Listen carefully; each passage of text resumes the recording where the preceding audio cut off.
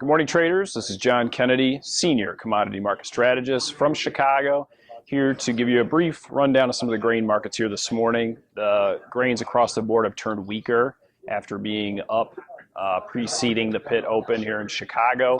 Currently, corn is trading at $3.78 1/4, down 4 3/4 cents. Soybeans are down just slightly at $9.69 1/4, down 1 3/4 cents, and wheat is beginning to soften up quite materially at about $5.19, down 7 cents. Those are all May trading contracts. Earlier today, we had a weaker dollar that has begun to firm up. That's probably one of the prime catalysts for these grain markets to really veer towards the bearish side of the spectrum. Turning quickly to export inspections from Monday, wheat came in about the middle of expectations, about 13.6 million bushels. Excuse me. Corn was better than expectations at about 40.5 million bushels, and wheat and soybeans, were in line at about 20.8 million bushels. Later that afternoon, we had our first USDA crop progress report of the year. Everybody celebrate, Eureka. Winter wheat was well above last year's pace on the upper end of expectations, and it was about in line with the 5 to 10 year average for this point in April.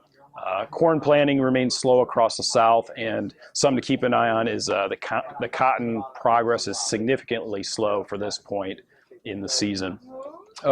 Overall, as I said, the grains are moving lower.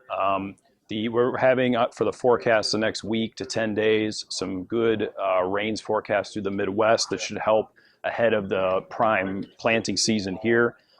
Tomorrow, keep in mind, we have export sales in the morning, which we're expecting some continued slowing of the demand for U.S. row crops.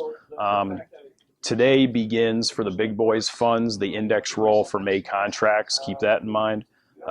We could have some further big South American report numbers, that being from Argentina and Brazil. The thing to keep in mind is there have been rumors of some transportation issues, which always raise their head this time of year, so keep those in mind as well. Tomorrow at 7:30, we have export sales, which I said could continue to slow. And then at 11 a.m. Central Time, we have the USDA supply and demand report, one of the more insignificant reports. We're not expecting any big market moves, but keep in mind the USDA is known to push in one of those surprise numbers if they find or have lost any stock. So keep that in mind ahead of the report tomorrow. Until the next time, this is John Kennedy in Chicago. Have a great day. Futures and options on futures may involve substantial risk and may not be suitable for all investors.